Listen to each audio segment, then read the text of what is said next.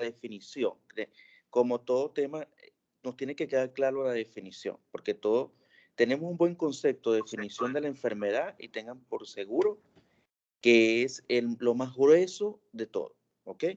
Entonces, lo podemos definir como un cuadro o un conjunto de síntomas y signos, ¿verdad? De forma aguda. Aguda. ¿Es aguda o no? No. Sí, ¿verdad? Sí, doctor. Es agudo. Que se caracteriza por un enclavamiento parcial o total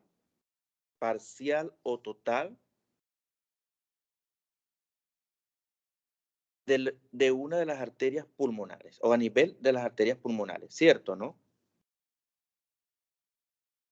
Sí, doctor. Ok. Que puede ser de origen graso, embólico o trombótico. Y que si no se trata a tiempo o no se diagnostica, compromete la vida del paciente. Entonces, esa es la definición de tromboembolismo pulmonar.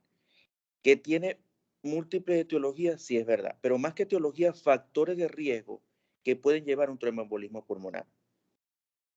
¿Cuáles son, Hey? Listo. Los factores pueden ser clasificados como hereditarios y no hereditarios o adquiridos. Los hereditarios van a ser el déficit de la antitrombina 3, déficit de la proteína S o plasminógeno, déficit de la proteína C. También puede haber la presencia del factor 5 de Leiden, puede haber un trastorno llamado disfibrinógeno, disfibrinogenemia. Disfibrinogenemia. ¿Cómo? Disfibrinogenemia. Exacto. Disfibrinogenemia. Y resistencia de la proteína C, como los hereditarios. Dentro de los adquiridos está una edad mayor de 40 años. Dice la literatura adquiridos, ¿no? Pero realmente eso puede estar a consideración. Está cirugía, está una cirugía previa, ¿no? Está permanecer inmóvil, ya se hace por 4 semanas, por cuestiones clínicas, etcétera. Está también tener tratamiento con Ok, anticonceptivos orales, está también el sufrir de síndrome antifosfolipídico, la obesidad, traumatismos, politraumatismos, por mencionar la mayoría, ¿no? ok. Hablaste de cirugía como un factor de riesgo y estoy de acuerdo, pero en cuanto a cirugía, pero cualquier cirugía, porque la cirugía la podemos clasificar en el tiempo o en el tipo de cirugía. El tipo de cirugía, una cirugía menor, una extracción de un lipoma puede llevar a un tromboembolismo pulmonar. ¿Tú crees? No, ¿verdad? ¿Cómo? ¿Cómo dijo, doctor? Por ejemplo, hablas como factor de riesgo cirugía, pero lo dejas allí en el aire. Eh, ¿Tú crees que cualquier cirugía puede llevar a un tromboembolismo pulmonar? ¿Qué tipo de cirugía?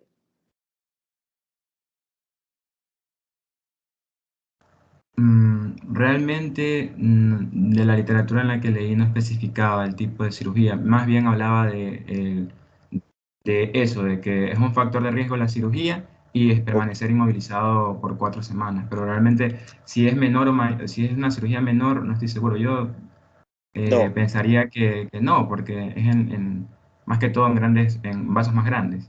claro, tiene que estar claro que cualquier cirugía no es la que nos vaya a un tromboembolismo pulmonar, porque esto es una enfermedad muy mortal. Y si yo trabajo en los factores de riesgo o prevengo los factores de riesgo, por supuesto voy a evitar el tromboembolismo pulmonar. Y les voy a poner el ejemplo, en la gran mayoría, las cirugías son cirugías mayores, ¿ve? Cirugías eh, que duran en el acto, en resolución quirúrgica hasta más de 6 horas, 8 horas o 10 horas. Entonces, cirugías mayores son las que llevan más a tromboembolismo pulmonar. No es igual de hablar de cirugía, pero hay que ya colocarle nombre. Cirugía mayor. Hablaste también de un factor de riesgo importante como es el encamamiento. Y lo digo por medicina interna porque es donde estamos ubicados, donde estamos rotando actualmente, ¿no? Pero el encamamiento prolongado. Ustedes ven pacientes de medicina interna en el área de hospitalización que están encamados, a veces no tienen ninguna movilidad por nadie. Y hoy en día por el déficit profesional que tenemos, y lo saben ustedes, un auxiliar no está dedicado a un paciente para hacerle movilización.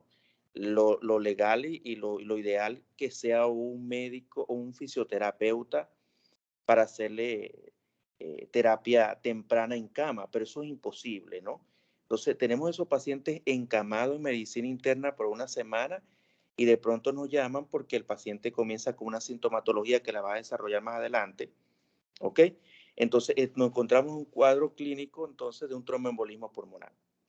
Entonces, nos queda claro, encamamiento prolongado y cirugías mayores para tromboembolismo pulmonar, ¿sí?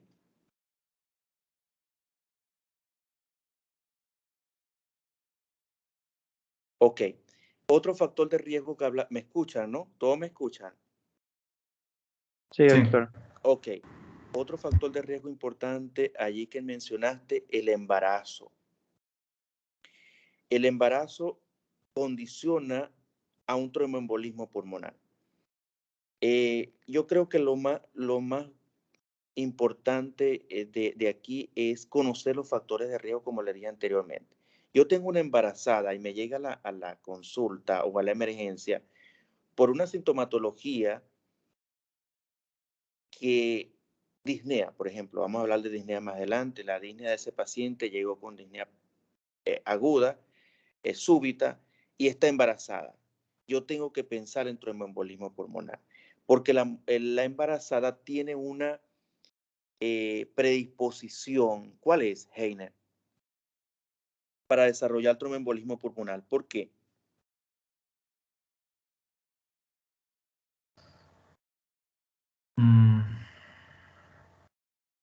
No recuerdo, la verdad. Se me Carla. fue. Yo, o sea, en el texto que leí nunca mencionaba el embarazo en realidad. Mencionaba las cirugías, mencionó también el encamamiento, mencionó, y más que todo por la movilidad. O sea, pacientes que no tienen mucha movilidad era un factor de riesgo, pero nunca mencionó el embarazo. Que si bien es cierto, tenemos que tener presente los factores de riesgo adquiridos como tal, es importante saber esto de embarazo. ¿Por qué crees tú, Carrión? El embarazo. ¿Por qué usted cree que el embarazo es un factor de riesgo predisponente de tromboembolismo pulmonar? Yo en el texto que yo leí estoy igual que Carla, no había ese embarazo, doctor. ¿Y qué es ese texto? Para ver qué texto es, para yo ver si yo lo leo también, lo estudio. Yo ¿Qué tengo texto entendido. es, Carrión?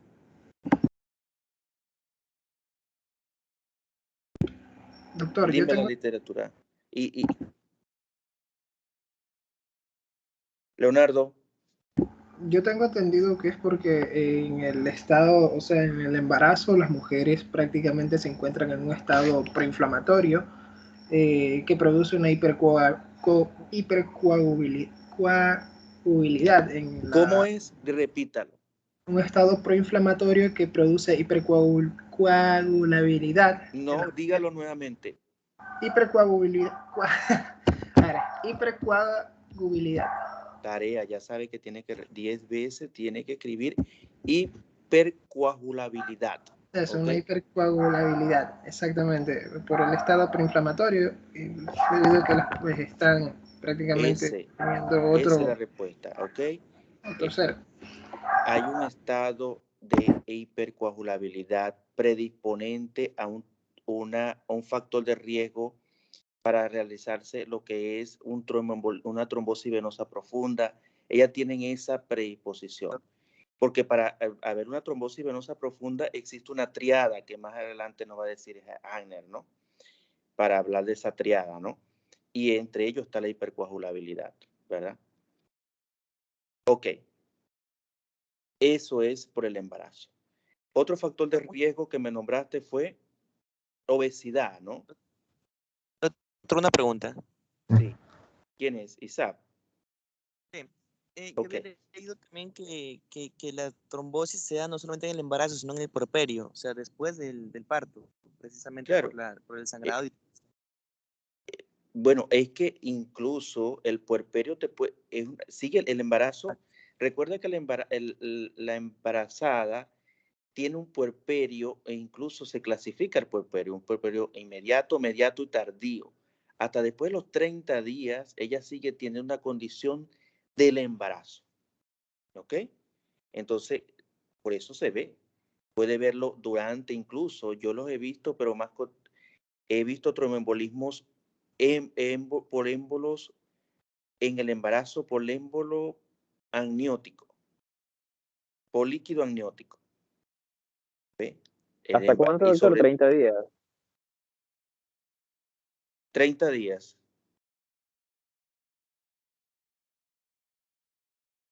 Ya, gracias. Pueden haber émbolos hasta por las vegetaciones en los casos de endocarditis. Eso también puede ser un factor de riesgo, ¿no? Por eso esos pacientes también. Ok, teniendo en cuenta esto, los factores de riesgo, porque las causas pueden ser del origen, o sea, cómo están formados. Esa obstrucción puede ser por grasa, que lo vemos en fracturas, pacientes encamados, jóvenes, que han tenido fracturas de tibia, peroné, fémur, y nos llaman a la emergencia, lo llaman a la habitación porque está presentando paciente de 25 años de edad, ubicado en el área de Monte Sinaí, tuvo un accidente de tránsito. ¿Ves?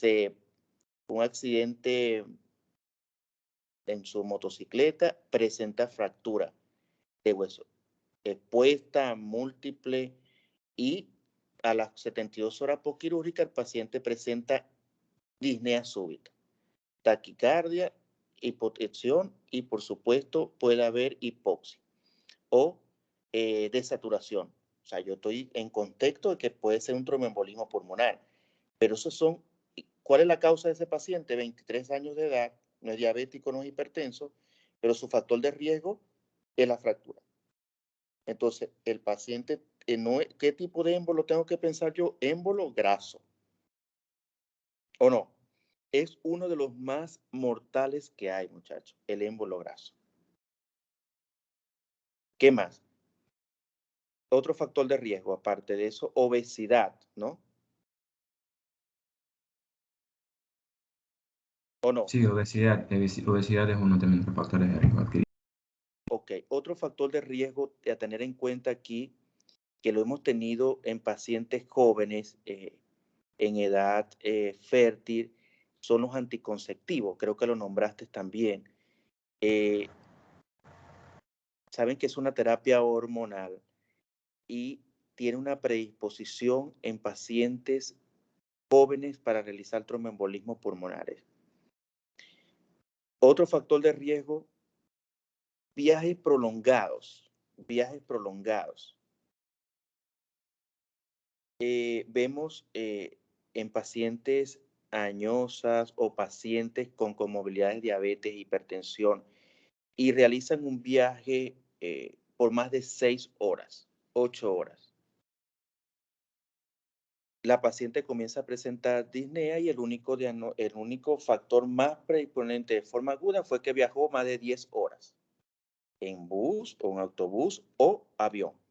Entonces, yo tengo en cuenta que los viajes prolongados pueden predisponer a un tromboembolismo pulmonar. Y esa es la paciente que nos llega a la consulta porque va a tener un viaje. Mire, doctor, ella es diabética hipertensa y va a realizar un viaje por más de 6 horas, 7 horas. Y quizás no le dice a usted que, o ella sabe que es un factor de riesgo para que se produzca esta enfermedad o este evento, ¿no? Pero sí, usted tiene que tener en cuenta que esta paciente da de medidas generales durante su viaje. ¿Ve? las medias antitrombóticas o de compresión gradual. Lo ideal que si va en autobús sean paradas y se pueda levantar, estar sentada porque predispone a la hipercoagulabilidad, la éstasis y por supuesto la ruptura o la fractura endotelial.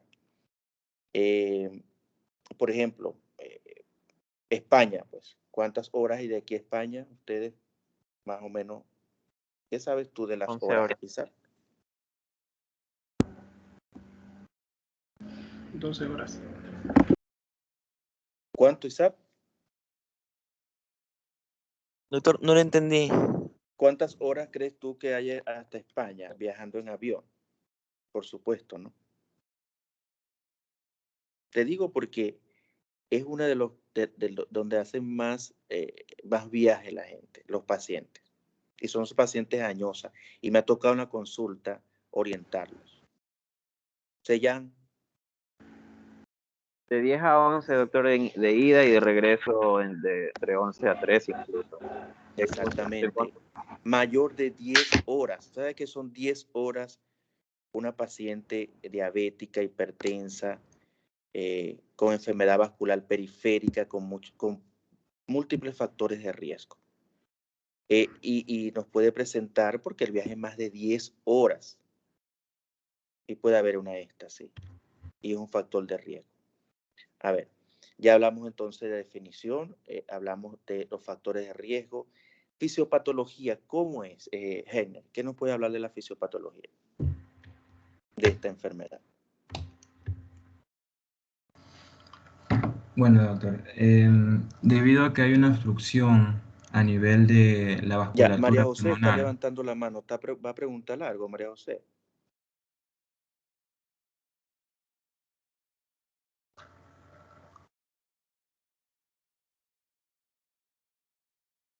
Ok, vamos. bueno, debido a que hay una obstrucción, ¿no? A nivel de la vasculatura pulmonar, va a haber un aumento de la poscarga del ventrículo derecho, llegando a causar insuficiencia cardíaca derecha, ¿no? Con los típicos signos de irritación yugular, dependiendo de qué tan grave sea la obstrucción, ¿vale? Obviamente, este trastorno es producido, o mejor dicho, los factores de riesgo van a estar ligados a la triada de Virchow, la hipercoagulabilidad, el daño vascular y la éstasis venosa. Por eso todos los factores de los cuales les hablé, tanto hereditarios como adquiridos, estaban ligados directamente a esas tres componentes. Ok, tiene que haber una condición para que se produzca ese daño endotelial, esa hipercoagulabilidad y esa éstasis sanguínea, ¿verdad? Y esto nos va a llevar a un enclavamiento total o parcial de las arterias pulmonares, ¿verdad? Ya viendo o teniendo en cuenta cuál es el factor de riesgo, porque tú me hablaste al iniciar el seminario de las condiciones que predisponen a esto, que es la trombosis venosa profunda. Y es un tema que se toca aquí en conjunto con tromboembolismo pulmonar porque es uno de los factores de riesgo también, es la trombosis venosa profunda. ¿Cierto, no? Así es, doctor. Por eso al inicio lo mencioné, ¿no? Que ambos forman parte, tanto el tromboembolismo pulmonar como la trombosis venosa profunda, forman parte de la enfermedad como tal, que es la enfermedad tromboembólica venosa. Entonces están ligadas esas dos enfermedades. Ok. Vamos ahora a lo que es después de hablar de esto, vamos a hablar de clínica, la clínica del tromboembolismo pulmonar. La clínica del tromboembolismo pulmonar es muy variable. Eso hace que sea muy difícil que el diagnóstico sea solo por la clínica. Hay pacientes que pasan de ser asintomáticos a tener disnea, a tener síncope, a tener insuficiencia cardiorrespiratoria y hasta muerte súbita. Lo que es característico del cuadro es que es de instalación brusca, y los síntomas que más prevalecen suelen ser la disnea y el dolor torácico. Sin embargo, estos obviamente abarcan muchos cuadros, o sea, no son muy específicos. Ahora, al examen físico también puede ser que encontremos información como no, dependiendo de qué tan grave sea el cuadro. Si el paciente sufre de insuficiencia cardíaca, podemos encontrar que se desdobla el segundo tono, podemos encontrar los típicos síntomas de edema, a lo mejor, o incrustación yugular. Sin embargo, usualmente no es Ok. un factor tan predictivo. Un doctor el doctor Mateus me comentó que lo que él más, o sea, lo que él más le ayuda para poder diferenciar o sospechar de un tromboembolismo pulmonar solo por la clínica es un paciente que llega con disnea o sufre disnea. No, obviamente, si es que no tenemos una anamnesis que nos orienta al tromboembolismo pulmonar, que tiene disnea y al colocarle oxígeno, la saturación no mejora. Por más que se le sube el oxígeno, se dice que son pacientes que tienen dolor torácico, la disnea, pero no mejora el dolor con la oxigenación. Puede haber también dolor tipo pleurítico, pero eso es mucho más común cuando es un infarto como tal, un infarto pulmonar como tal. Y también puede haber hemoptisis en esos mismos casos de los infartos pulmonares. ¿Qué dices tú, Adriana? ¿Qué estudiaste de tromboembolismo pulmonar en cuanto a la clínica?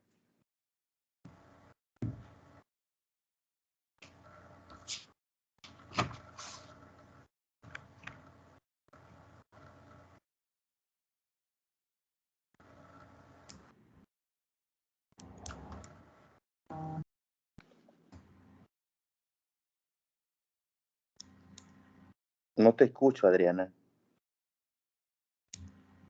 Creo que el micrófono, creo que lo tienes que...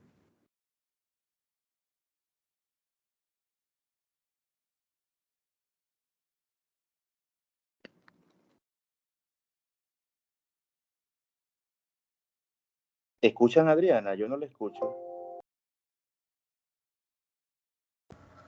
No, no se escucha. Ok, Carla. Ya, a ver, los pacientes llegaban con febrícula, había distensión yugular, había, o sea, electrocardiográficamente había o sea, uno de los datos más comunes era la taquicardia sinusal, no me equivoco, y la disnea, que era como que el criterio más común en esos pacientes. Era una disnea que empezaba de una forma súbita, que les provocaba también dolor torácico, llegaban taquipneicos. María José.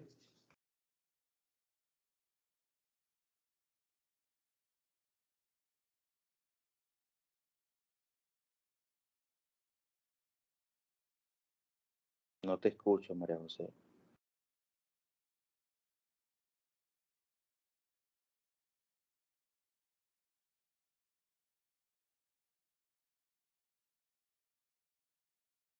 No, No se escucha. no se escucha. Creo que todavía está inactivo el micrófono.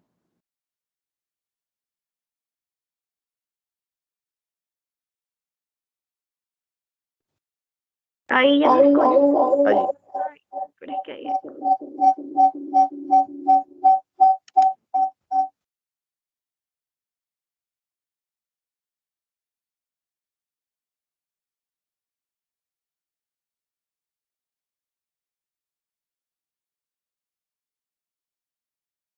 Avilés. Sí, doctor. ¿Sí me escucha? Sí. Sí, más que todo con respecto a la disnea, que tenía características especiales como, por ejemplo, que cuando se intentaba inspirar más profundamente, el dolor torácico aumentaba con la tos o incluso con inclinación del cuerpo. Eso podría aumentarle a la demás clínica que mis compañeros mencionaron. Tenemos que quedar claro, recuerden el examen, cuando hablamos de clínica, comienza desde, y se lo he dicho, desde una anamnesis, el examen, síntomas, signos, y tenemos que estar claro en esta enfermedad, porque si nosotros no la pensamos, no la tratamos y por supuesto el paciente muere. Y es una de las enfermedades que dice, si lo pensaste, tienes que tratarlo. Porque no es como que yo pensé que este paciente tiene o pienso que tiene una parasitosis intestinal. Bueno, tiene una parasitosis intestinal, pero el paciente estoy seguro que puede llegar 2 meses después a la consulta y está vivo. Pero el tromboembolismo pulmonar no. Si yo lo pienso, yo lo trato y mejoro o puedo mejorar o trato de disminuir la mortalidad en ese paciente. Por eso el cuadro clínico es muy, muy importante, muchachos. Muy importante. ¿Sí? Paulina,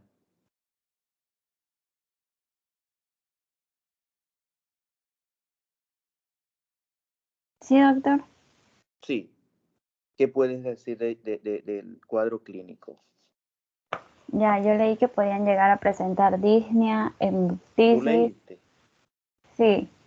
¿Tú leíste? Ujú, ¿Sí? sí.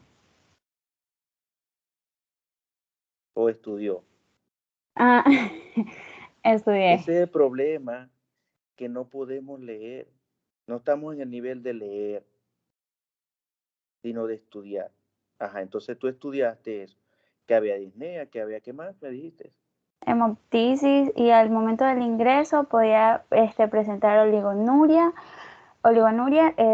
También podía tener una presión venosa central elevada y llegan con febrícula. Te estás metiendo en agua profunda cuando me da la trombosis venosa, una presión venosa elevada, ¿no? Ahí te voy a preguntar, de hecho, un diagnóstico, uno de los criterios diagnósticos de colocar catéteres de Swan-Ganz. No sé si Heiner lo estudió, ¿no? En el medio diagnóstico de esta patología. Pero cuando habla, en la clínica tú crees que te vas, bueno, puedes darte cuenta, sí, puede haber una irritación yugular y, como decía Heiner al inicio, bueno, signos de insuficiencia cardíaca derecha, pero no es que vaya con edema, porque esto es una enfermedad o un evento agudo, muchachos, que quede claro, ¿no? Agudo, que sí se clasifica, hay una clasificación en leve, moderado y severo, ¿verdad? Los tromboembolismos pueden ser leves o microembolismos pulmonares. El médico se da cuenta que el paciente lo que está produciendo, se está desarrollando en él microembolismos pulmonares. Son disneas súbitas, pero que mejoran y han pasado en más de 1 o 2 semanas y sigue va a la consulta o a la emergencia. Y uno evidencia con un estudio que más adelante lo vamos a ver y vemos que no hay ese signo característico radiológico que lo va a decir Heine de los tromboembolismos pulmonares en radiología, ¿no? Que son signos, pero son embolismos. Y yo tengo que darle un tratamiento a ese paciente para evitar un embolismo o un tromboembolismo masivo. ¿Ok? Sellán, ¿qué aportas tú a la clínica aquí?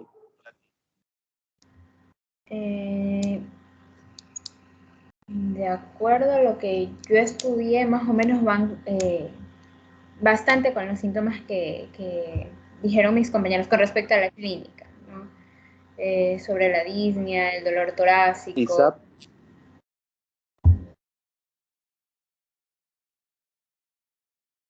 Isaac está levantando la mano. Vamos, Isaac.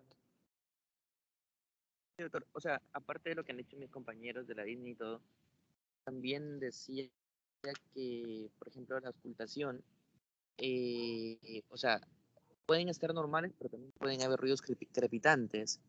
Y también a la palpación decía que puede haber dolor torácico al palpar el tórax y dolor en las pantorrillas, precisamente por la migración de los trombos.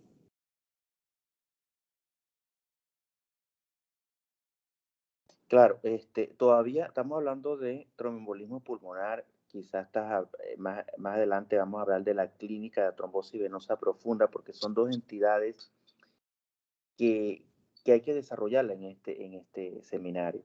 Pero ese dolor en la pantorrilla, bueno, yo te lo dejo por un tromboembolismo pulmonar, y me va a decir más adelante, perdón, de trombosis venosa profunda, cuáles son los signos de la pantorrilla. Eso que tú dices, dolor en la pantorrilla, cuáles son los signos indirectos de trombosis venosa profunda, que debe saber los Heiner, o bueno, lo discutimos. Pero la clínica, el paciente primero, les quede claro con el tromboembolismo pulmonar, el paciente luce en malas condiciones generales.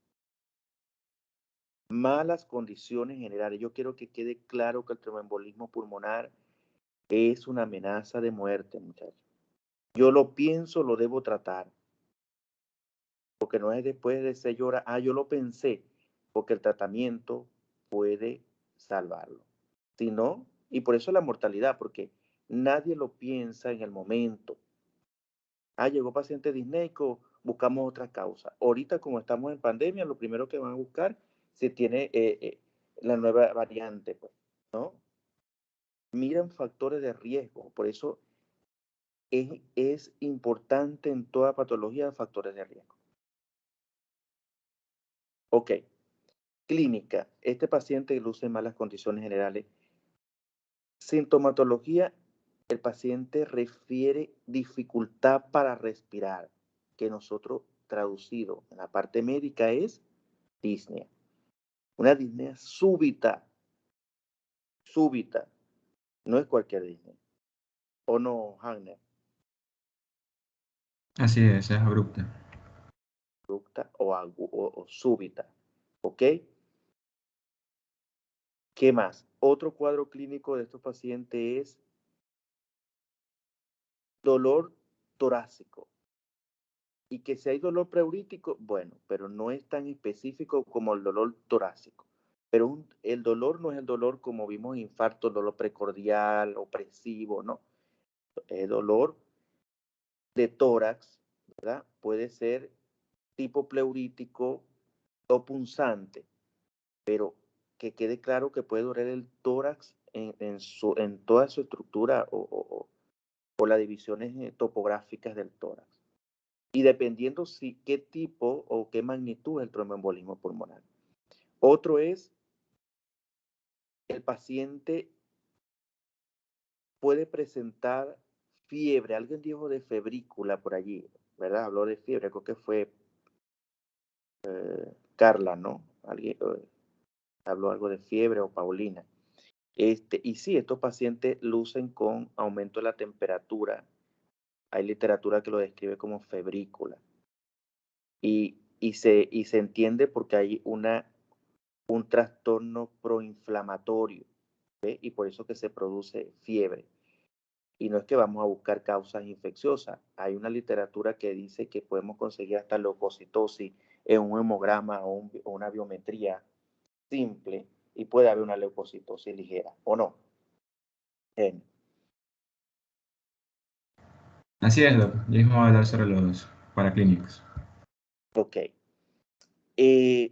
Otra clínica, el paciente está taquicárdico. Hay una taquicardia en este paciente, una taquicardia secundaria.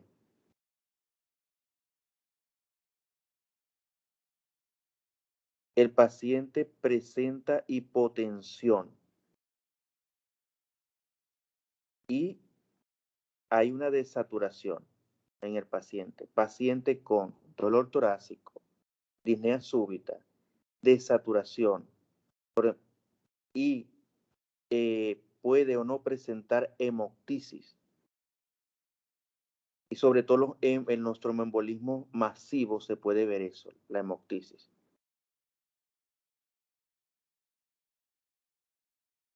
Y ocultatoriamente, ¿qué podemos conseguir?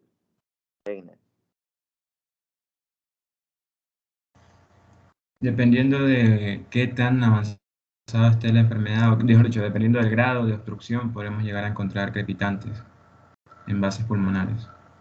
También podríamos encontrar disminución de los ruidos pulmonares en vasos, dependiendo de qué tan masivo sea el tromboembolismo.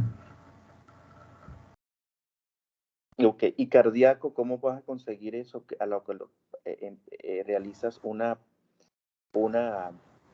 evaluación cardíaca, la ocultación? ¿Pueden conseguir algún ruido? En corazón dice la literatura que hay que se desdoble el segundo ruido, sobre todo cuando este tromboembolismo ha causado insuficiencia cardíaca. Ok, puede haber un desdoblamiento del segundo ruido. ¿Sí? Puede haber un desdoblamiento del segundo ruido. Eso es importante. Ok. En trombosis venosa profunda, ¿cuál es la clínica de una trombosis venosa profunda? La literatura menciona que es la típica inflamación, dolor, calor, rubor en la zona afectada, ¿no? En el caso de que haya una trombosis venosa a nivel de la vena poplitea, esta se encontraría inflamada, enrojecida, caliente, y así, ¿no? Dependiendo de qué vena sea la que esté afectada. Sí, pero tú estás dando signos de Celso o signos de inflamatorios. Y no Se están refiere a la así. ocultación. No, estamos hablando de trombosis venosa profunda en los signos, pero no están así en la trombosis venosa profunda esos signos como rubor, calor, son signos indirectos de trombosis venosa profunda, porque si yo tengo un paciente con un aumento de volumen, rubor y calor en una extremidad, en miembro inferior derecho, por ejemplo, ¿qué enfermedad puedo plantearme yo allí? Rubor, calor, incluso el tromboembolismo pulmonar puede haber fiebre, lo nombramos. Tiene rubor, calor y edema, y además fiebre. ¿Qué patología puedo plantearme yo allí, Carrión?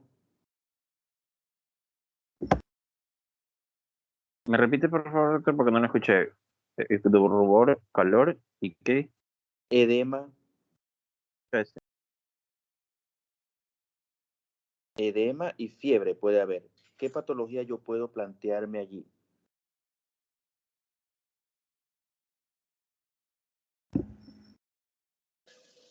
edema, fiebre, no se le escucha. Un proceso inflamatorio. Una Ajá. celulitis. ¿Cómo cuál? ¿Qué dijo? Carlos. Una celulitis. ¿Quién es? Leonardo, ¿no? Sí, doctor. Una celulitis o un proceso inflamatorio, ok, la celulitis. Puede ser una erisipela, ¿verdad? Entonces, eso me va. Entonces, no, tenemos que tener claro aquí los signos indirectos de trombosis venosa profunda. Clínicamente son aumento de volumen o edema y dolor. Porque si yo busco rubor, calor, puede haber un aumento de inflamatorio local, ¿ve? Porque el trombo puede estar localizado, pero no es lo patoneumónico en la trombosis venosa profunda. Y eso es lo que nos va a ayudar a dar un diagnóstico diferencial de estas patologías, si son inflamatorias o no. Por ejemplo, si tenemos un paciente que está hospitalizado, comienza con rubor, comienza con aumento de volumen en miembro inferior y además de eso, dolor. Yo tengo que pensar en que está desarrollando un tromboembolismo, una trombosis venosa profunda. Pero si hay rubor, calor, incluso flictena, yo digo, bueno, esto es una celulitis o una erisipela, ¿verdad? Entonces, aquí que quede claro que lo patoneumónico aquí de la clínica de la trombosis venosa profunda es edema y dolor. ¿Sí?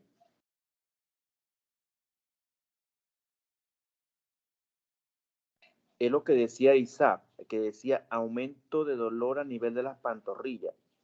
Pero eso lo dice, está en Wikipedia así descrito. Dolor en pantorrilla, pero en la literatura médica aparecen signos. ¿Cuáles son los signos de trombosis? Pregunta de examen. Signos indirectos, aparte que le di aumento de volumen, que es edema y dolor, signos indirectos de trombosis venosa profunda. ¿Cuáles son? Avilés. Indirectos, no sé si contaría el signo de Homans. Ajá. ¿Qué más? También el signo ¿Cuál de... es ese signo de Homan? Sí, el signo de Homans es un dolor en la pantorrilla o en el tendón de Aquiles cuando se da una dorsiflexión, cuando la pierna está en extensión. Es decir, el paciente está acostado, la pierna está en extensión, uno coge su pie y con los dedos y hace una dorsiflexión. Y si hay dolor en la pantorrilla, hablamos de un signo de Homans positivo. Ok. Hay dolor, no un dolor. Hay dolor a Hay nivel de dolor. pantorrilla, con dorsiflexión. Ok. ¿Qué más? ¿Qué otro signo? Y en este caso también hay el signo de Olow, algo así, Olow. ¿Cómo se escribe? O-L-O-W. Ok. ¿Y cuál es? En este caso es un dolor causado por opresión. ¿Es qué? Es dolor que aparece en la opresión de los músculos, en la pantorrilla. Es decir, nosotros presionamos con los dedos el músculo de la pantorrilla y cuando el músculo contrapone con el hueso, causa dolor. ¿Cómo se llaman esos músculos de la pantorrilla? Los músculos del gastrocnemio. ¿O? O gemelos. Gemelares, sí. Ok. ¿Y qué otro signo? Son 4. ¿Qué otro signo, Isaac?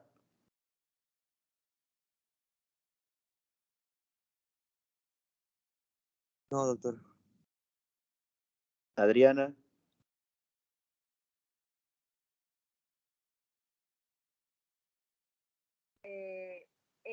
No sé si sería el de... ¿Me escucha? ¿Aló? Sí, te estoy Sí, escuchando. y ahora sí. Ya. El de Mahler, es ese de ahí cuando en el paciente causa lo que es una impotencia funcional, lo que afecta. No te escuché. ¿Cuál? El signo de Mahler. ¿Cómo Cuando se escribe hay un eso? dolor, M-A-H-E-R. H-L-E-R, Mahler. Es cuando el dolor hace que cause una impotencia funcional.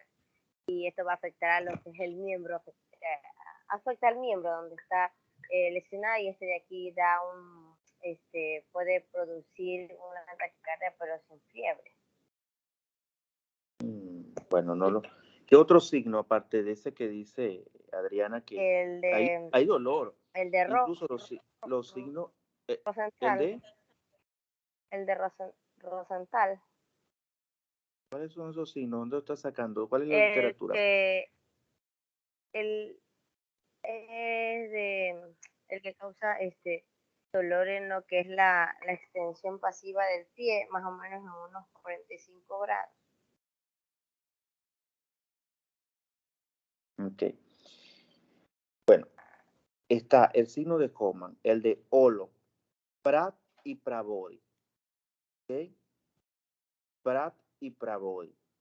Y cada uno tiene una exploración específica, así como el Homan y el Olo.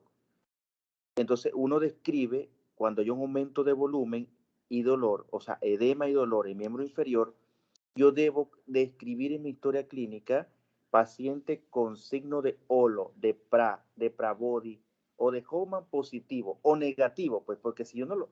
Recuerden que yo no puedo estar buscando enfermedades que yo no, que el paciente no tenga, así yo lo piense. Si no lo tiene, no lo tiene. De esos signos puede haber uno o puede haber dos. ¿Okay? No los 4. Recuerde que la patología no tiene que haber todo completo para nosotros ver o estar presentes frente a la patología. No. Puede estar presentando un signo indirecto, porque ¿cuál es el diagnóstico definitivo de trombosis venosa profunda? ¿Con qué se hace? Esos son signos indirectos. Con el diagnóstico definitivo de trombosis venosa profunda, ¿con qué se hace, María José? Aparte con los marcadores. ¿Cómo?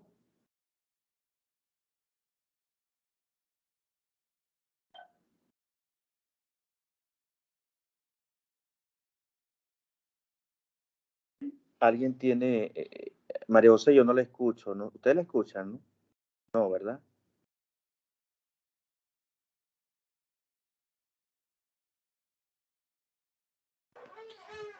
Con el ecodoppler, con la ecografía Doppler.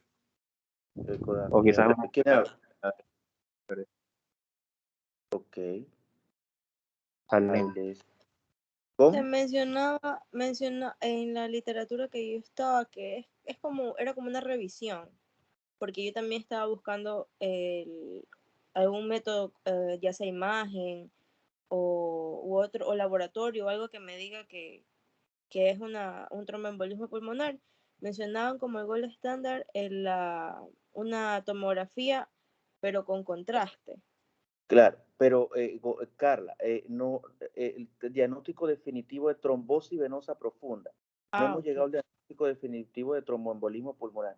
Recuerden que son dos entidades, pero tienen que estar en el mismo desarrollo del seminario porque se comportan generalmente uno de los factores de riesgo principales del trombosis venosa profunda. ¿Ok? Entonces, ¿cuál es el gold estándar? ISAP. ¿Un ecodoppler, doctor, o una angiografía? Se podría Ecodoppler, decir que sí, Carrión. precisamente. Cuando es por imágenes se puede hacer un ecodoppler, pero también decía que se podría, o sea, yo sé que la clínica es lo principal, como usted dice, ¿no? Pero también se puede hacer un examen de laboratorio, que es el dímero D.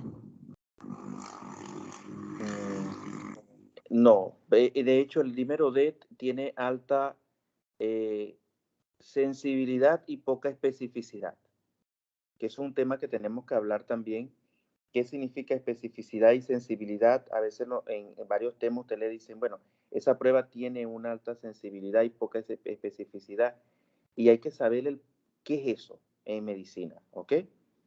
Entonces, no, el dímero D, incluso puede haber una elevación. Ahorita con la pandemia, los pacientes, uno de los marcadores proinflamatorios está el dímero D, ¿o no? O sea, que cualquier otra patología te la puede dar.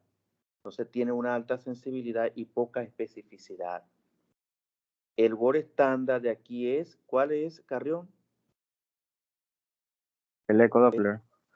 Ecodoppler, ¿qué? ¿Qué le falta a esa palabra? Lo que dice Isaac Carrión. Avilés. Leonardo. Ecografía Doppler de vena femoral. El ecodoppler. ¿Cómo? El ecodoppler. Paulina, ¿qué dices? ¿No es el ecodoppler color? Color. ¿Cuál es el ecodoppler color? Ecodoppler venoso, doctor. Ecografía Doppler venosa. Doppler venosa. Porque yo no le voy a pedir arterial, ¿verdad?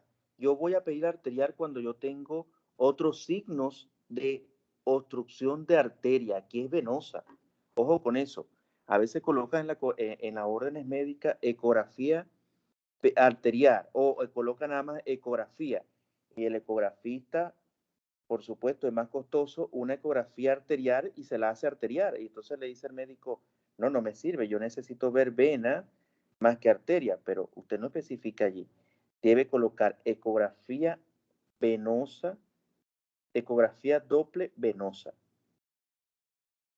de miembro inferior, derecho o izquierdo. Si yo quiero ver compromiso arterial, esto es una patología venosa, no arterial.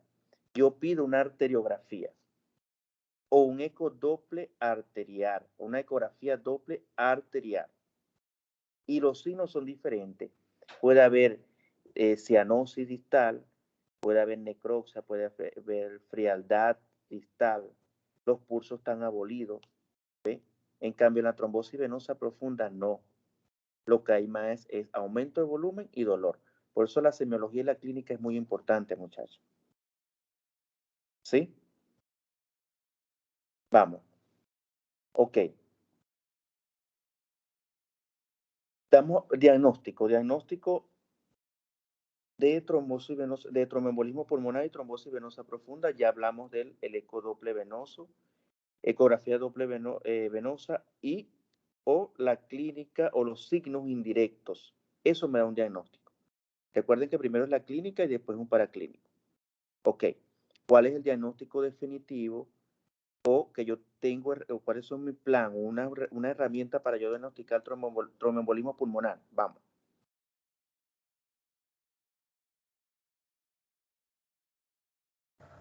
¿Cómo? Disculpe, no le entendí la pregunta.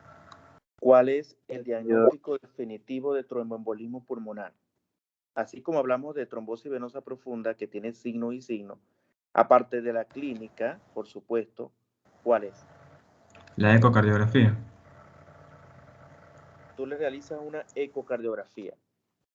Vamos O sea, por es orden. que depende. Por ejemplo, hablan de la angiotomografía computarizada como un método efectivo para poder diagnosticar tanto tromboembolismo pulmonar como trombosis venosa profunda. Sin embargo, en pacientes que se sospeche de tromboembolismo pulmonar y estén hemodinámicamente inestables, el que se usa principalmente es la ecocardiografía, porque así, si tiene signos de insuficiencia cardíaca derecha, directamente se lo trata como tromboembolismo pulmonar. O sea, se hace el diagnóstico ahí, si tiene inestabilidad hemodinámica. Y también se revisa los miembros inferiores, a ver, o sea, en busca de algún trombo que pueda haber causado el émbolo, según lo que estudié.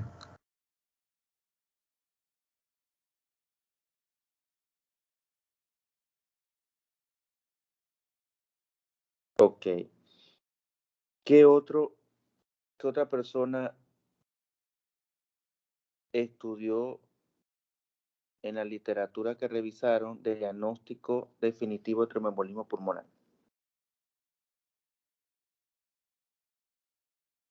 Nos llega el paciente a la emergencia, por supuesto tenemos la clínica. ¿Qué le vamos a realizar?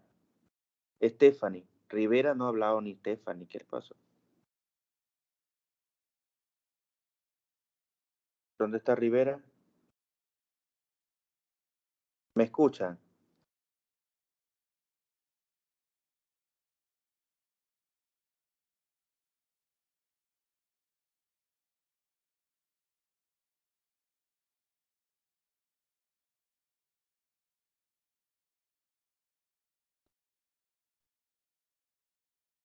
¿Me están escuchando?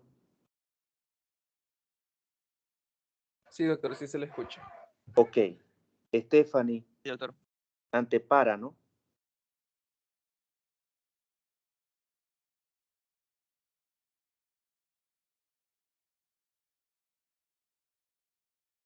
Bueno, yo creo que ella no me está escuchando, ¿no?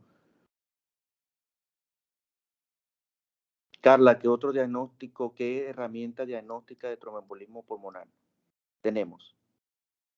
Lo que le dije hace un rato, lo de la tomografía computarizada, pero con medio de contraste. ¿Y qué evidencia hay allí? No me acuerdo. Sellán, No, doctor, esa parte no estudié. Paulina,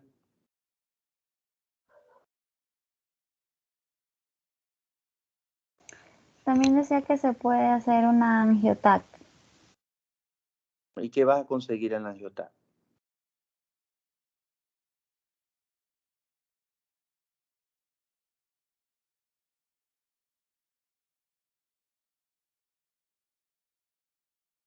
Carrión,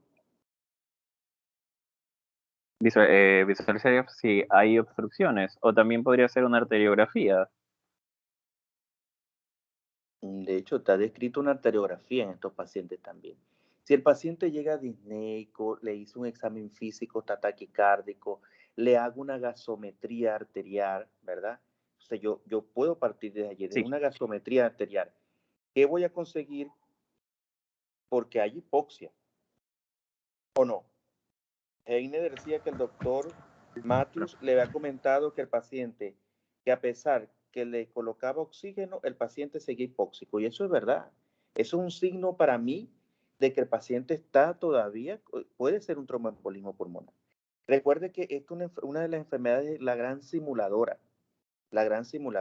pero el médico tiene que pensarlo, porque si no lo piensa, no lo trata.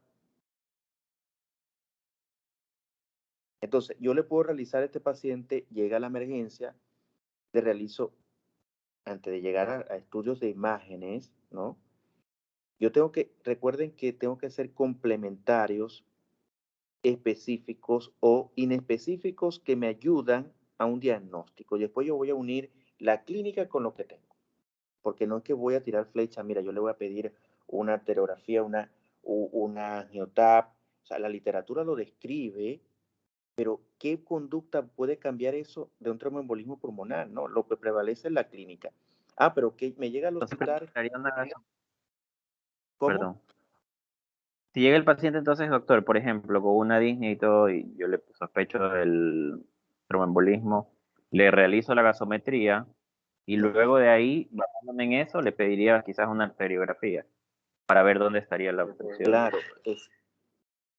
Claro, tú puedes pedir una arteriografía, pero recuerden que no es pedir por pedir. Tú le pides una gasometría. ¿Qué parámetros están alterados en la gasometría? Vamos. La presión parcial de oxígeno. La PO2. ¿Cuáles son los valores normales de la PO2?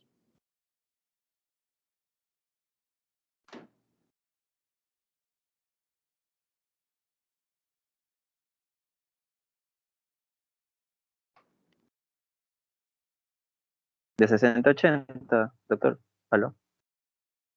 60-80. No.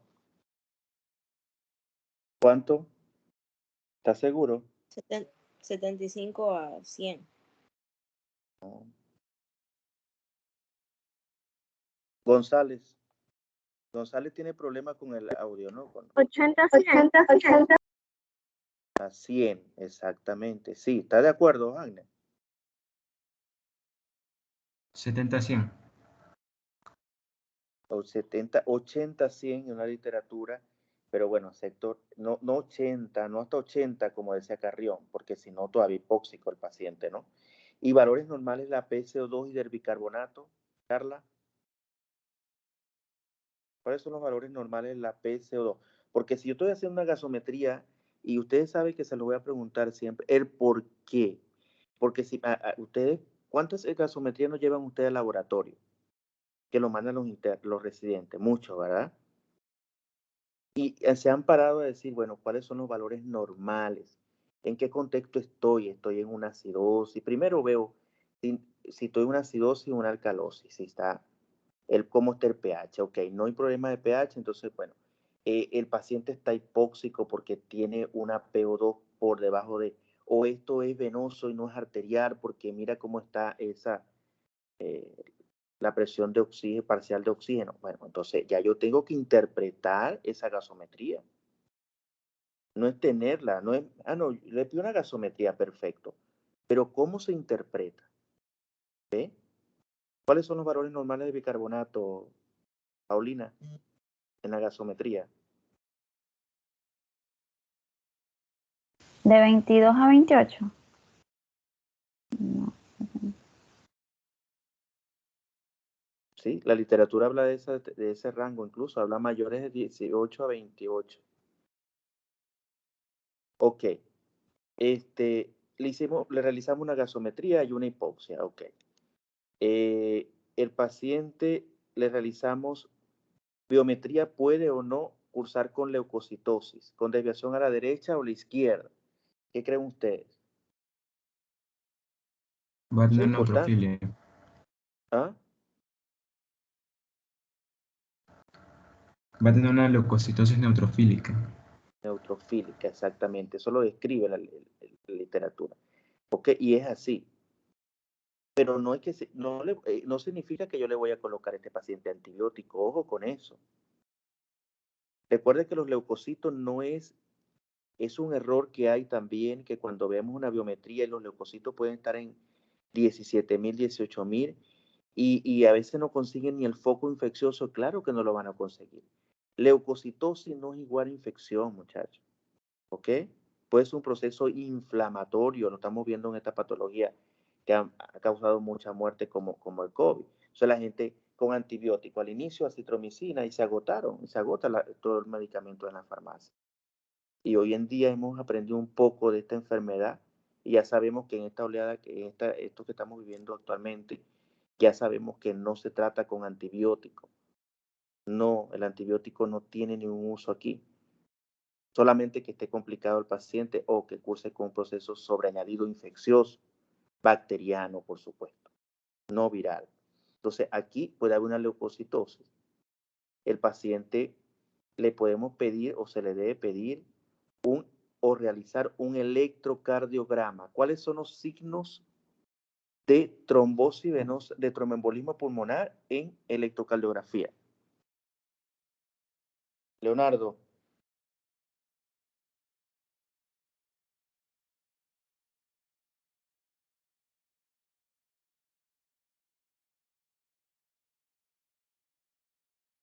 ¿Me repite la pregunta, doctor? ¿Cuáles son los signos electrocardiográficos de tromboembolismo pulmonar? Pues?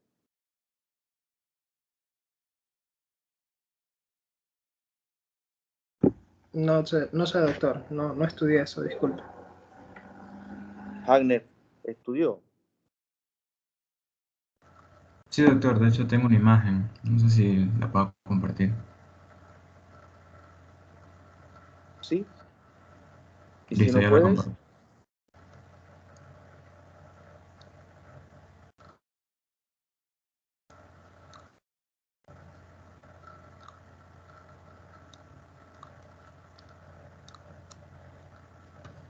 No estoy seguro si se puede ver, No, o si se me puede escuchar. eso sí. Sí, Ahí se ya te se ve. escucha. Ahí se ve. Pero no se ve el EKG todavía, ¿no? No, se ve cortado. Lo que veo Ya. es una lámina que dice criterio, ¿qué será? Ya estoy intentando ponerla. Está Ya un se poco ve, pero lenta no la se ve a gran... computadora, pero... Ya, un segundito.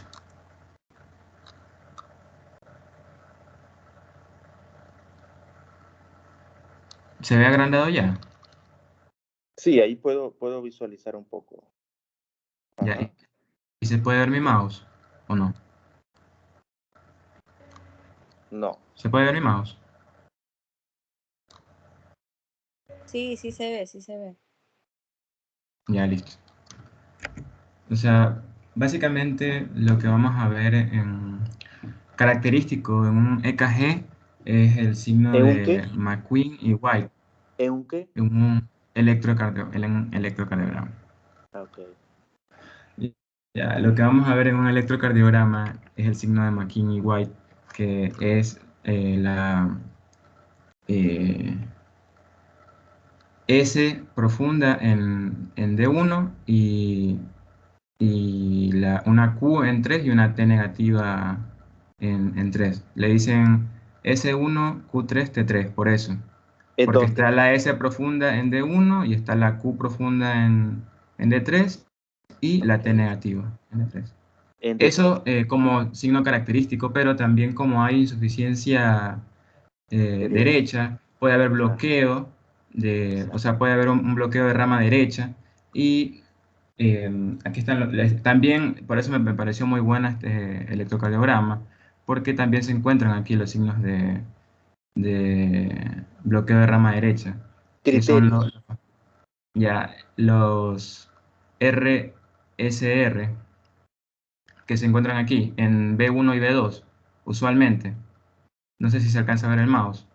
Sí, sí. RSR. Puede ser que la primera R sea mayor o sea menor. Bueno, la Y cuestión se es que llama tiene que R'. estar R' la R'. segunda. Exacto. Exactamente. R' tiene que decir. Exacto. R' es la segunda R. Esta puede ser mayor o menor, pero lo importante es que esté este patrón, que también le llaman las orejas de conejo. Y en B6, una S profunda o S alargada también. Además de que en los bloqueos de rama, ¿no? Como, o sea, tanto el bloqueo derecho como izquierdo puede estar el QRS puede estar ensanchado, más de 120 milisegundos. Exacto. Ujú. Eso Ok. como Pregunta de bloqueo. examen. Cambios electrocardiográficos de tromboembolismo pulmonar. Cambios electrocardiográficos de tromboembolismo pulmonar. Porque es un paraclínico que lo tenemos en la emergencia. Dirán ustedes, a veces no sirve el electro. Bueno, pero su gran mayoría sí sirve, sí vale. Entonces, ustedes pueden hacer un electro, una de 12 derivaciones y ver signos de tromboembolismo pulmonar o un bloqueo de rama. Entonces, ya yo sé que ese paciente puede estar cursando con más la clínica, me va a orientar más a mi paciente. Ok. Otro es la radiografía de tórax. Por eso ustedes de una vez se fueron a angiotap.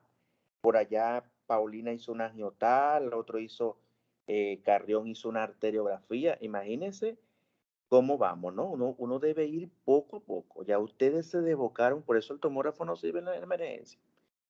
Porque tanta cosa, no. Una radiografía de tórax, que es lo que van a tener en la rural, mínimo una radiografía. Hay cambios radiológicos de tromboembolismo pulmonar en una radiografía de tórax. ¿Cuáles son, Hannah? Claro. También tengo imágenes para eso. No sé si todavía se está viendo mis diapositivas o ya se salieron. Ya no ¿Se está. salieron? Ya listo, ya las pongo de nuevo.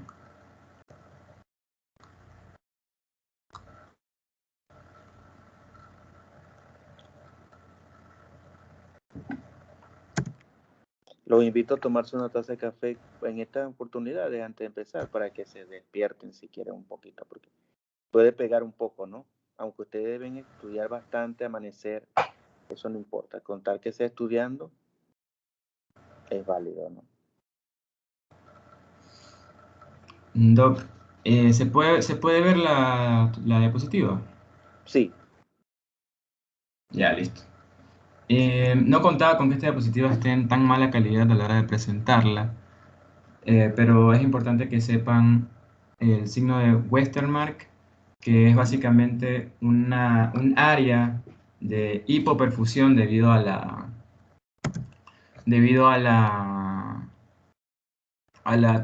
embolia, ¿no? A la trombosis. Esta disminución del riego va a causar que haya radiolucidez en una zona local de cualquiera el pulmón afectado, mejor dicho. Este es uno. También está el signo de Hampton o la joroba de Hampton, que suele ser un patrón alveolar, un conglomerado alveolar, el cual tiene forma triangular o de cuña, según la literatura, con la base en la pleura. Y este es el que ocurre usualmente cuando hay un infarto pulmonar. Y este es el motivo por el cual usualmente hay dolor pleurítico en los infartos pulmonares. Por eso hay esta conglomeración, este agregado alveolar aquí. ¿Y otro signo? También puede haber edema pulmonar, puede haber derrame pulmonar, o sea, manifestado con la desaparición de los ángulos costofrénicos. Puede haber también atelectasias laminares, usualmente localizadas en las bases. Puede haber un ensanchamiento de la silueta cardíaca también. Ok. Hay un signo de Paya, no sé si lo estudió. No, ese no lo tengo, disculpe, doctor. Y hay el signo de Paya es un velamiento, puede ser en bases pulmonares, en forma de triángulo, parecido al que describe él como cuña, pero se ve sobre todo en tromboembolismo masivo. Y hay una joroba de... La joroba de Hampton. Entonces, pregunta de examen, signos radiológicos, tromboembolismo pulmonar. Ojo con eso, porque yo puedo, o sea, una imagen simple que es menos costosa que una tomografía, Yo puedo haber un signo indirecto de la patología de pensar.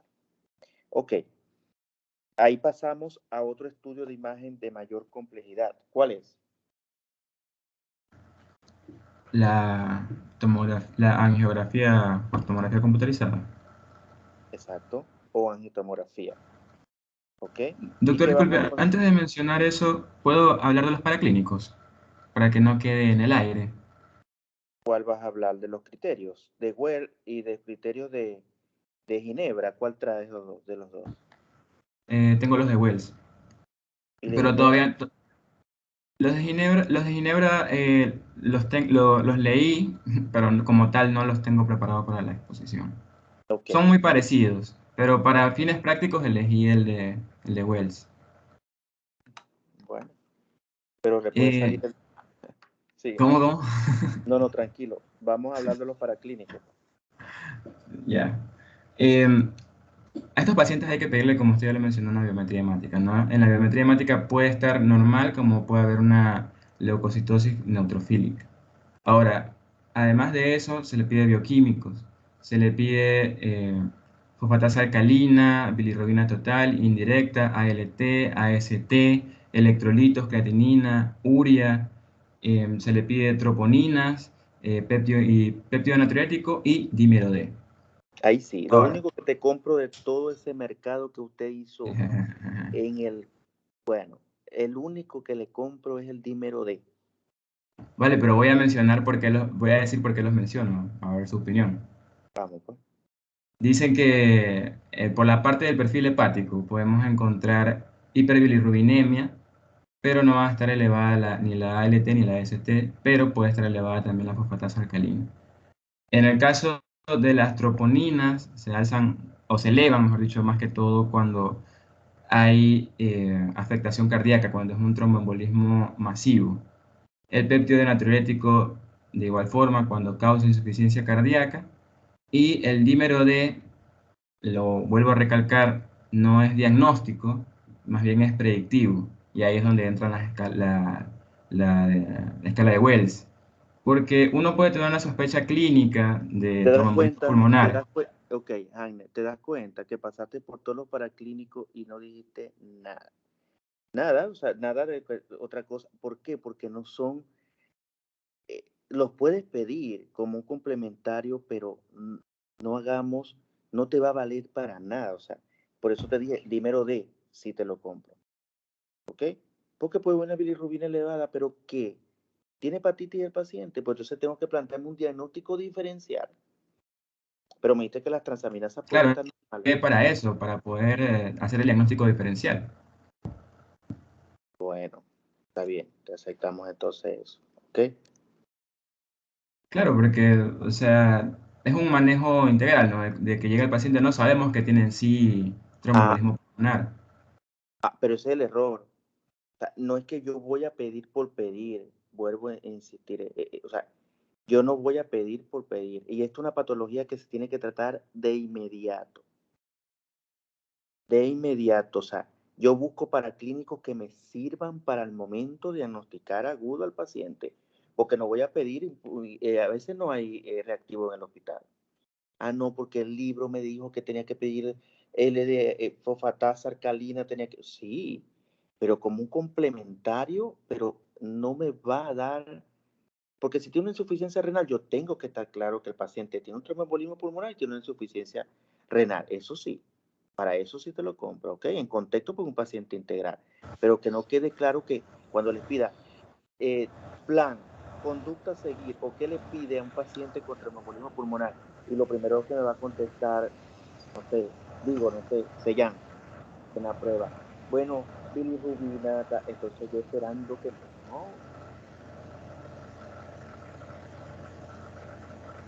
Ok, dímelo de.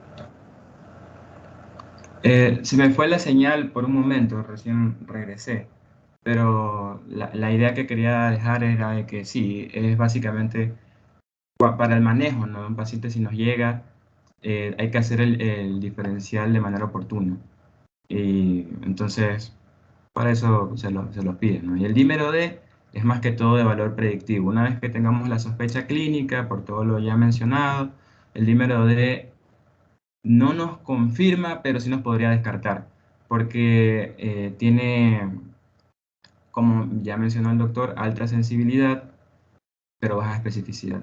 Entonces, si es que sospechamos un tromboembolismo pulmonar, debería estar elevado el dímero D. Perfecto. Y los criterios de Well, entonces, ahí se pone de manifiesto los criterios de Well. ¿Cuáles son? Vale, ya los voy a explicar.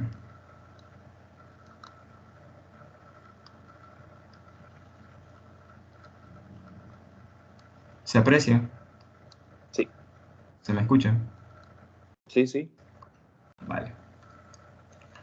Entonces, los criterios de Wells, más que todo, es para tener una probabilidad diagnóstica alta, intermedia o baja, con el siguiente puntaje. La frecuencia cardíaca mayor de 100, la inmovilización por más de 3 días o cirugía 4 semanas previas y un tromboembolismo pulmonar previo o una trombosis venosa profunda previa van a tener un puntaje de 1,5. Síntomas clínicos específicos de tromboembolismo pulmonar, más que este sea el diagnóstico más probable, el tromboembolismo pulmonar tiene una puntuación de 3 puntos cada una, y la hemoptisis y criterios de malignidad, como un paciente que sufre alguna enfermedad terminal, estos van a tener un punto. Si es menor de 2 puntos, es considerado baja, de 2 a 6 moderada, y la literatura menciona mayor de 7 como alta probabilidad de tromboembolismo pulmonar. Ahora también están los criterios de PERC, que se usan en el caso de que la probabilidad sea baja. Es que según, o sea, siempre que ya, o sea, cuando ya tenemos el diagnóstico, por así decirlo, la sospecha clínica de tromboembolismo pulmonar, tenemos que seguir una secuencia, dependiendo de si la probabilidad es baja, moderada o alta. Que básicamente es, una vez que tenemos la clínica y tenemos los criterios de Wells, pasamos a revisar el dímero D y posterior la angiotomografía, ¿no? En el contexto de un paciente que está hemodinámicamente estable. Porque si el paciente está hemodinámicamente inestable, lo que se hace según la guía es realizar una ecocardiografía, como lo mencioné al inicio, y esta debe presentar signos de insuficiencia cardíaca derecha, qué sé yo, regurgitación tricuspidia, pulso paradójico, es decir, colapso del septo, debido al aumento de la poscarga en el ventrículo derecho. Entonces, eso en el caso de los que están inestables hemodinámicamente. Eso se debe hacer, ahí se diagnostica y ahí se comienza ya la otra parte que es el tratamiento que luego menciono. Pero los que están hemodinámicamente estables, le hacemos los criterios de Wells. Si tienen una probabilidad baja, se aplican los criterios de PERC, que son los que están mencionados ahí.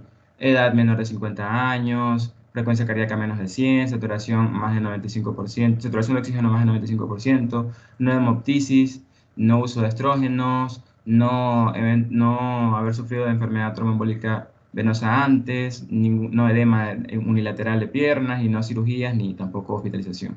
¿Para qué se hace esto? Si tiene todos, sin ausencia de uno,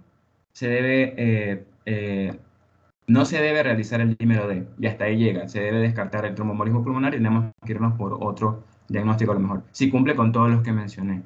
Ahora, si es que no cumple con todos los criterios que mencioné, se realiza el dímero D, y si el dímero D es positivo, se procede a realizar la angiografía por tomografía computarizada helicoidal.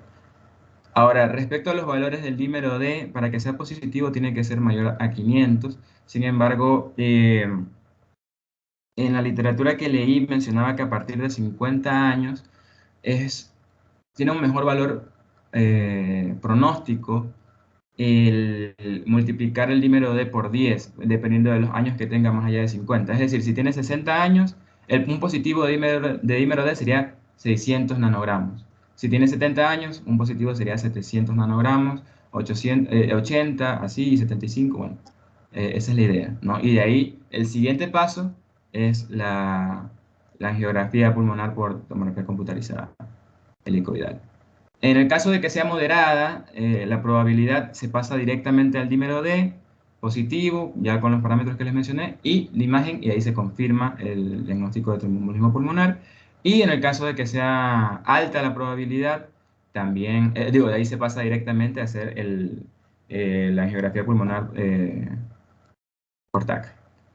Por tomografía computarizada, perdón. Hay una prueba muy antigua, pero se usa sobre todo en terapia intensiva, son los catéteres de Swan-Ganz para medir la arteria pulmonar, como está, la presión de la arteria pulmonar.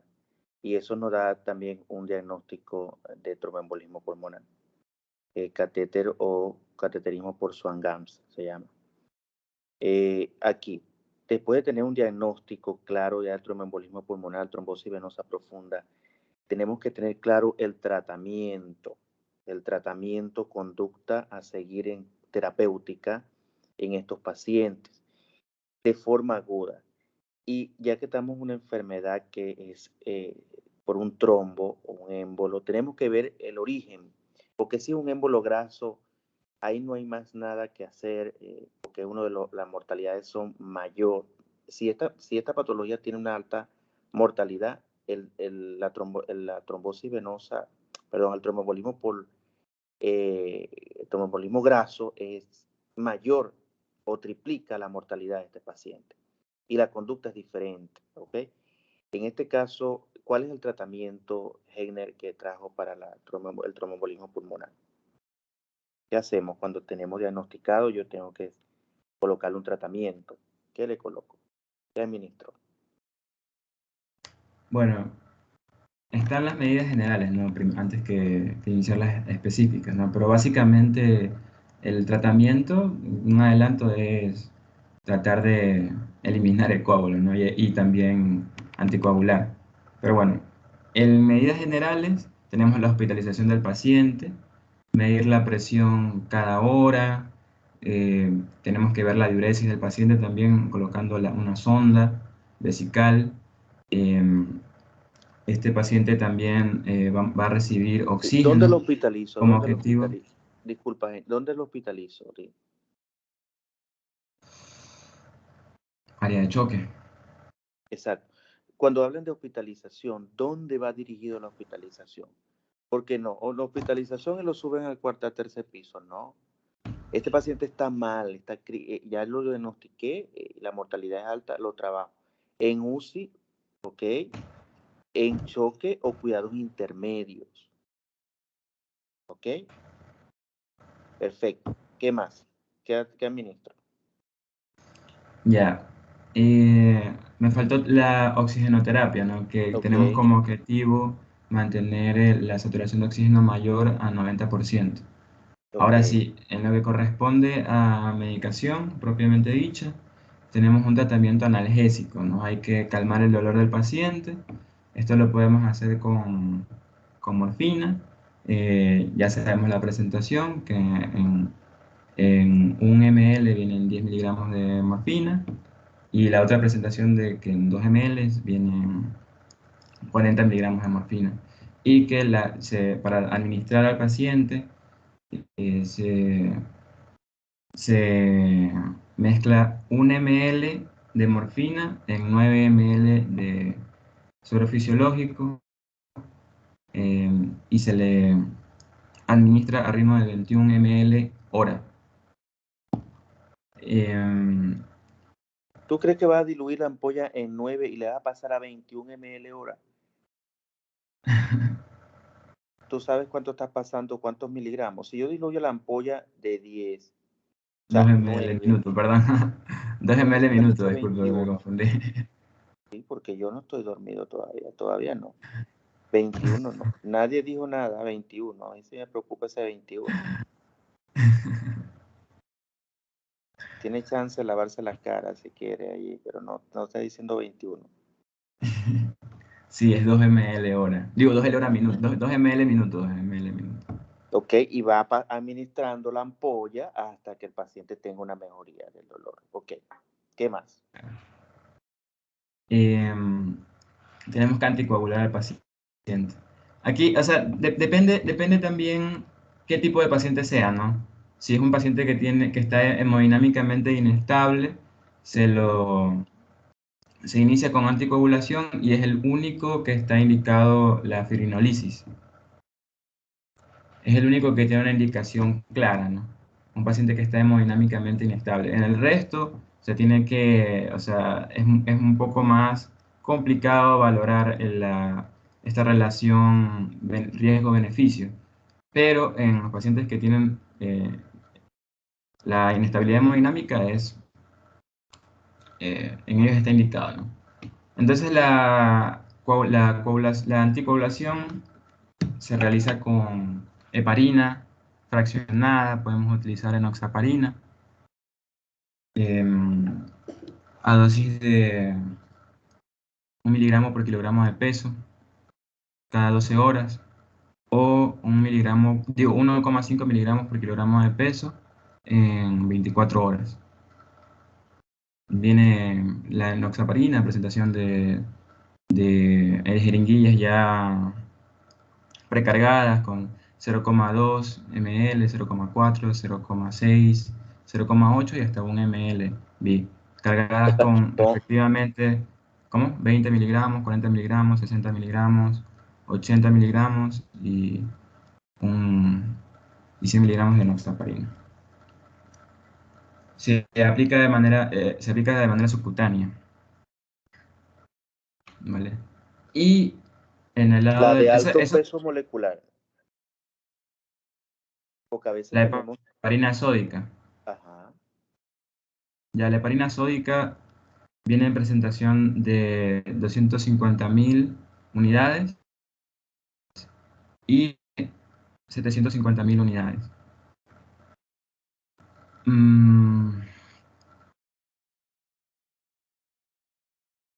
Y se pasa 1.500.000, me parece que es, unidades. Recuerden que En las 2 primeras horas. Claro, es un esquema que se llama esquema de Rotter para administrar heparina de alto peso molecular o heparina sódica, ¿ok? Y yo necesito, para aplicar esa heparina, tener mucho cuidado y se le coloca se debe administrar por vía endovenosa en bomba de infusión continua y teniendo en cuenta los tiempos de coagulación, ¿ok? Que es la ventaja de colocar heparina de bajo peso molecular o enoxaparina. Ojo con eso. Es la ventaja, pero a veces en el hospital, por el alto costo que tiene una enoxaparina, tenemos de alto peso molecular y tenemos que administrar algo, ¿ok? Pero el tratamiento puede ser una trombolisis temprana en ese paciente, si tiene criterio o no. Y, por supuesto, el tratamiento con anticoagulación vía oral, porque puedo iniciar en conjunto, puedo iniciar, el paciente tiene una trombosis venosa profunda, un tromboembolismo también, inicio la vida media del anticoagulante vía oral, dice que su mecanismo de acción inicia a las 72 horas. ¿Y cuál es ese medicamento, Hanner? Vía oral, como anticoagulante. Warfarina, presentación. Ahí sí, no, esa anticoagulación no la he estudiado, disculpe. Paulina. Y eso que sienta el micrófono y diga No, no. doctor. Eso. Carrión.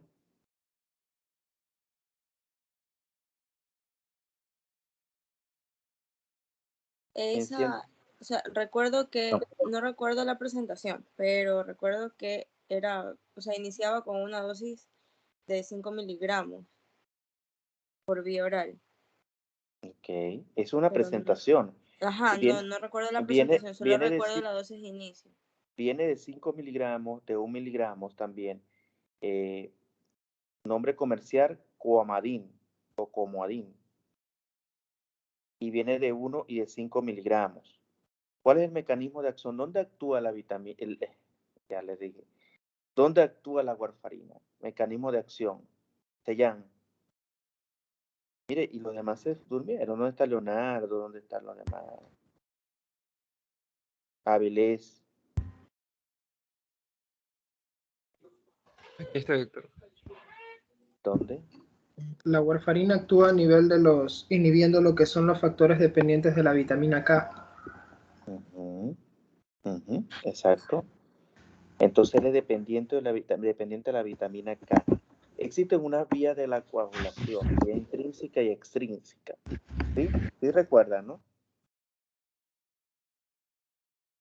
Incluso hay esa vía de la vía extrínseca e intrínseca. Yo tengo que saberlo para la coagulación. ¿Dónde voy a actuar con los anticoagulantes? Hay anticoagulantes modernos ahorita. Pradaxa, ¿verdad? Gavidactran. Anticoagulantes que actúan directamente sobre el factor de la coagulación. Y el 10, el 11, ¿cómo se llama cada uno de ellos? ¿Sí recuerdan la vía esa o no, Adriana? Leonardo. ¿Me repite la pregunta, doctora?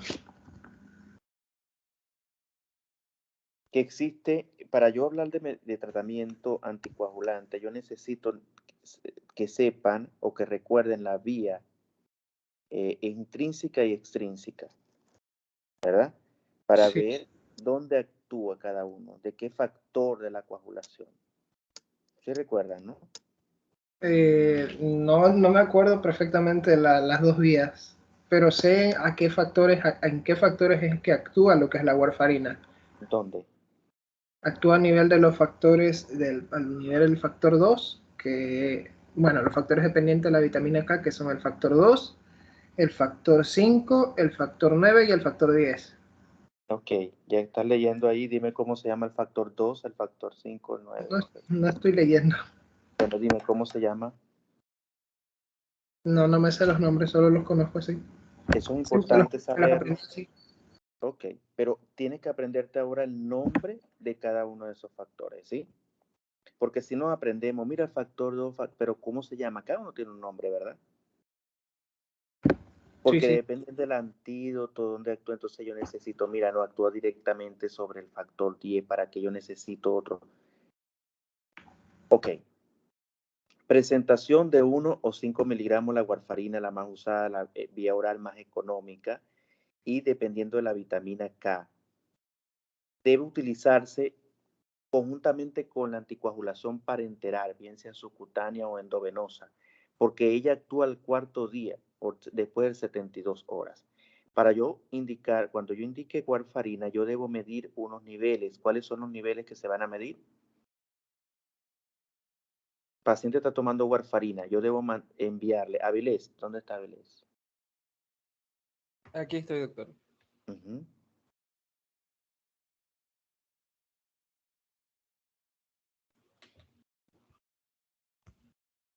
Los tiempos de coagulación serían.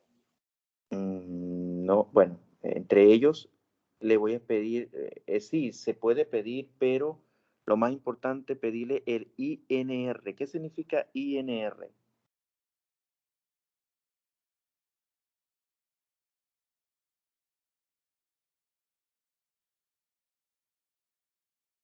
ISAP. No está. A Isaac se le descargó el teléfono, doctor. Ok. Hanner, ¿recuerdas? INR.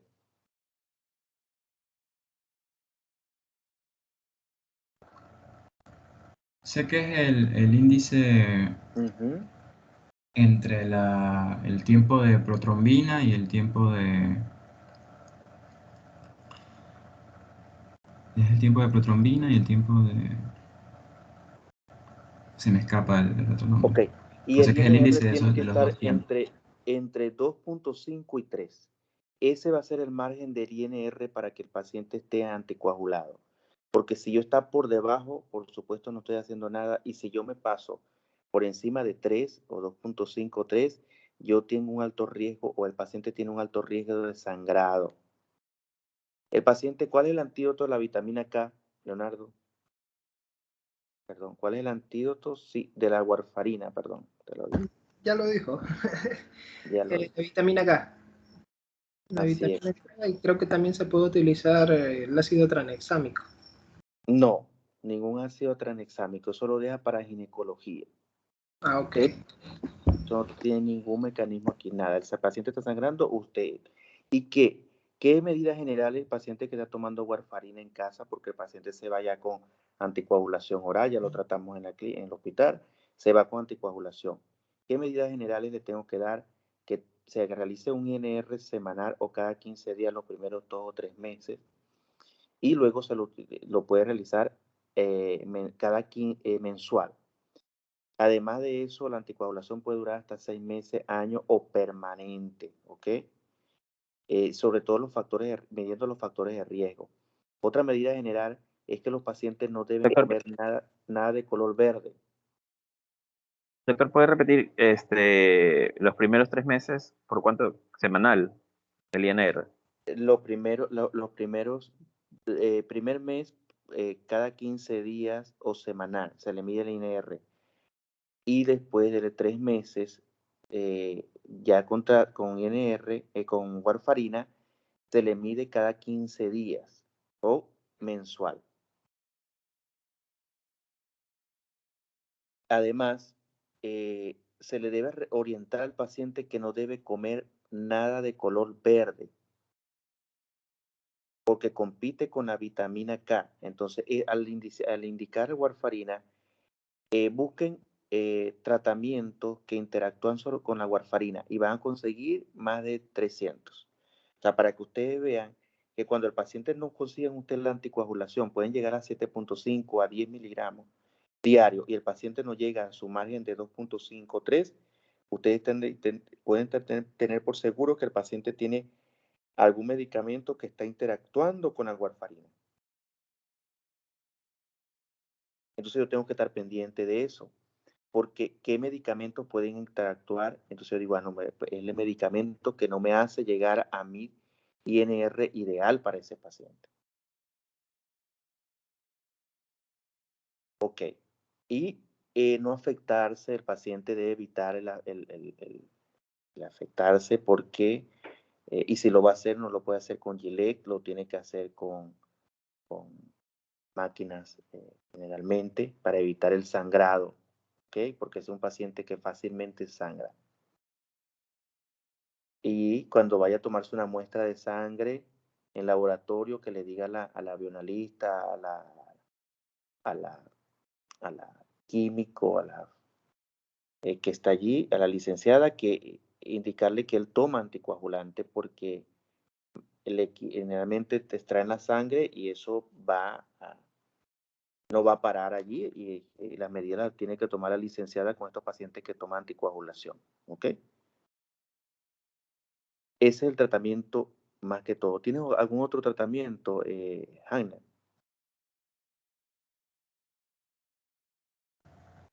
El fibrinolítico con LTPA, alteplasa. Lateplasa. ¿Y con estreptoquinasa se puede hacer o no? Sí, como en mayores de 75 años. En menores. Mayores de 75, según la literatura. Mayor, ¿estás seguro? Si una de las contraindicaciones de tromboembolismo de la estreptoquinasa son, pues recuerda, mayores de 70 años. Contraindicaciones. Y tú me estás diciendo que tiene que estar indicado mayor de 75. Recuerda que el anciano tiene un trastorno de debilidad capilar. Ojo con eso. Debe ser menor de 70 años o 75 años. No. Tal vez es un error de imprenta porque sí dice mayores, pero entiendo lo que está diciendo. Claro, es que sí, la estreptoquinasa no la vamos a individualizar porque tenemos un tromboembolismo pulmonar, ¿no? Y más en estos pacientes. Imagínense un paciente de 90 años lo está dando una estreptoquinasa, no, está contraindicado por la discrasia sanguínea de estos pacientes. Sí, debe ser un error de imprenta porque dice mayor de 75 años, pero es menor, ¿no? Menor de 70. Ok. Bueno, y ese es el tratamiento. O sea, el tratamiento del tromboembolismo pulmonar. Debemos estudiar más, sobre todo la clínica de estos pacientes, ¿sí? Después de Hanner, de Estupiñán, ¿no? Creo que viene Estupiñán. González. Estupiñán. Viene González, ¿no? En la lista. Sí, le toca hablar sobre taquiarritmias y bradiarritmias. Exacto, eso es un tema que, bueno, aquí para rato, ¿no? Pero vamos a ver pericarditis. Les paso la invitación con el link para conectarse, ¿sí? Nada, estudiar, si tienen la oportunidad, pueden seguir estudiando hasta las 12 o hasta más tarde para que no se les olvide, ¿no? Lo que aprendimos hoy. Todavía es temprano, 11:20, me parece una buena hora. El récord creo que hicimos, ¿no? ¿O no? Nada, tomar medidas generales en la próxima clase, ¿no? Estar más despierto, saber que es de noche. Y bueno, acepto alguna sugerencia de ustedes si cambiarían la hora, pero bueno, perderían la tutoría. Yo me asesoré y me decían en docencia que yo colocara mi hora porque la tutoría no tiene nada que ver con las clases. Y eso siempre lo hemos peleado nosotros. La universidad dice que la tutoría no tiene nada que ver con el horario de clase, ¿no? Y online a mí no me parece que esto sea tan... Bueno, hemos durado bastante, pero esperemos que sea hasta el 23. Nosotros tenemos que evaluar desde ahorita, desde el 11 hasta el 17, el primer laxo. Yo les pasé unas notas allí, yo espero de ahí no sacarle el primer laxo, porque si no, ahí sí verá que vamos a hacer un segundo, vamos a llamar un reencuentro o a una recuperación de notas, ¿no? No creo que nos dé. O si están de acuerdo que yo sume las dos y la divida y coloco eso como parcial, no me parece. Vamos a ver en qué momento nos podemos reunir para hacer ese parcial, así sea media hora. ¿Ok? Ahí mismo en el hospital. Le debo subir las notas hasta el 17. ¿Están de acuerdo? Es una prueba que va todo, desde el inicio hasta ahora pericarditis que vamos a ver. ¿Están de acuerdo, no? Sí, doctor. Sí, sí, doctor. No hay problema de mi parte. Perfecto. Entonces, listo. Buenas noches, pues descanse. Gracias, doctor. Hasta luego. Hasta luego. Hasta luego, Doctor, una Sí. consulta. En el Ajá. caso de Carrión y el mío, ¿nos tomaría las pruebas ahí mismo? ¿Quién habla? María José. Sí, doctor. ¿Qué me dijo? Que en el caso del Carrión y el mío, ¿nos tomaría las dos pruebas ahí el mismo día? Es que es una prueba parcial. Eso me preocupa porque creo que fueron ustedes dos los únicos que faltaron, ¿no? Sí. Eso nos ayuda, Problema es que exacto, nos ayuda a no tener una prueba única, parcial y no tengamos ninguna evaluación. Claro, yo los evalúo a ustedes a diario, ¿ok? Yo llego y anoto ahorita, no se me olvida nada. Y ahorita más que esta clase, porque me da una opción que grabar, me parece excelente. Y ahí se graba todo, ¿no? Sí, González, vamos a buscar la forma de ese día después que termine la prueba, se quedan ustedes dos con otra adicional o le anexo algo a la prueba de ustedes adicional, pues, y la tomo en cuenta. ¿para cuándo sería, doctora? Porque Sí, dime. Majo creo que todavía está enfermita. O sea, igual yo voy mañana. A Carla le entregué Voy a la ir prueba. mañana porque ya tengo muchos días. Pero a mí me dijeron que el PCR recién estaba el día martes. Mañana te O sea, averiguo a el mí me PCR. ha dado Yo lo resultado. averiguo. El de Carlos lo averiguamos y está positivo. Ese inmediatamente yo hablo con el epidemiólogo y le digo, envíame tus datos para mañana buscarlo, ¿ok? Y pedirlo.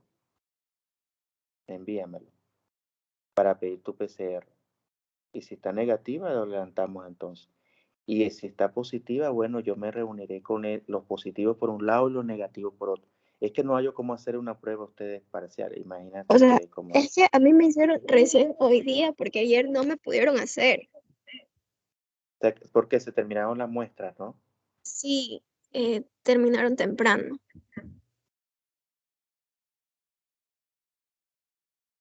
Es que si yo, mira, no es difícil, y bueno, eso lo conversaré mañana también con la universidad. Vamos a tener una reunión mañana jueves. Mañana es jueves, ¿no? Sí. Porque yo tengo que subir, no, o sea, a mí no me da otra opción de subir esos días. Si no le subo la nota, ¿cuándo? ¿Ok? Entonces el Entonces, examen sería para el lunes. lo más tardar. O sea, Déjame planificar exactamente el día, pero máximo el día 17. Puede ser el mismo día. 17 cae. lunes. Ok. No hay problema porque yo puedo, la nota hasta las 12 de la noche la puedo montar, la puedo subir. Ya, pues, entonces les digo a mis compañeros que el lunes sería. ¿Y por qué va a decir? Yo le voy a decir mañana si es si puede ser el viernes. Tranquilo. Vamos a ver. No, les Todo digo- depende de la PCR de de María Majo. José. Bueno, pero alta probabilidad como el dímero D puede ser que sea el lunes. Ya, doctor. Ok. Ok, María Ya. José, envíame Listo, los datos doctor, para gracias. buscarle la prueba, ok, para ver qué te puedo ayudar. A veces la adelantan, ¿sí? Ya, gracias, doctor. Chao, buenas noches. Claro. Chao. Pase bien. Chao.